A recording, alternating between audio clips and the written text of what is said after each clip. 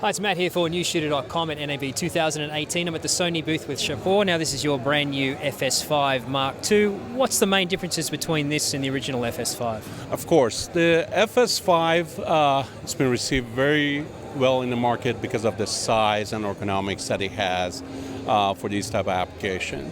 So we try to keep the ergonomics the same, the size and the weight, everything, the balance, it's exactly like the original FS5. But what we did is we went back to the drawing board and used some of the color science technology that we have from Venice camera into tweaking the sensor to have that more natural cinematic look out of the box.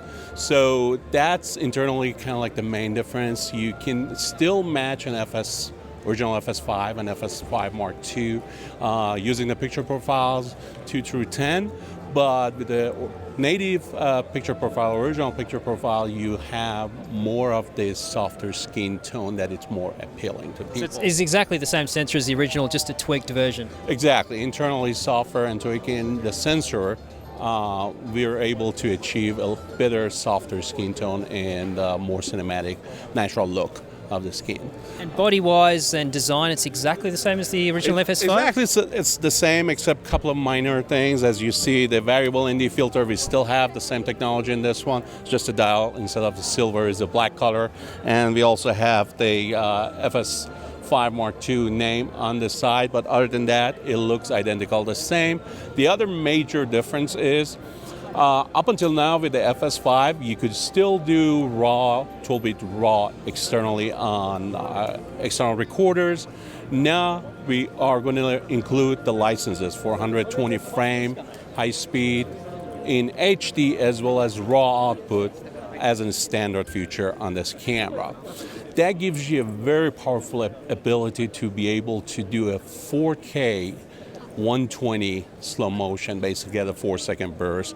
And if you go down to 2K, you can go 240 frame continuous, no limitation. So it makes a very, very powerful camera at this price point and size. And is there any changes in terms of the high frame rates internally being recorded as opposed to the original FS5? So no. As far as internally, except now that we include the 120 frame HD license that it's continuous, it was a paid option on the FS5. So it's still available both RAW and 120 in FS5 as a paid option, but it will be available as free included in the FS5 Mark II. And internally the codecs are exactly the same. If you're recording UHD, you're still limited to 4208 bit? Correct. When you are doing 4K or UHD, it's 30p 8-bit 420. However, if you go down to HD, XAVC long, 50 megabits is a 10-bit 422 as always, same as the old one.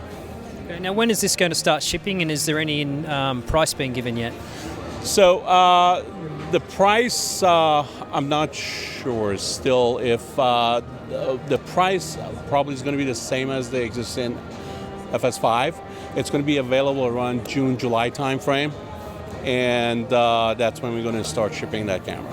Okay, and finally, is the FS5 still going to be available, or is that going to be discontinued? FS5 is still planned to stay in the product line.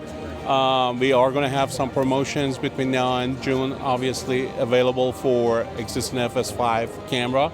We're going to include some promotional licenses available for the customers that they want to go ahead and buy the FS5 now and not wait until June for the FS5 Mark II.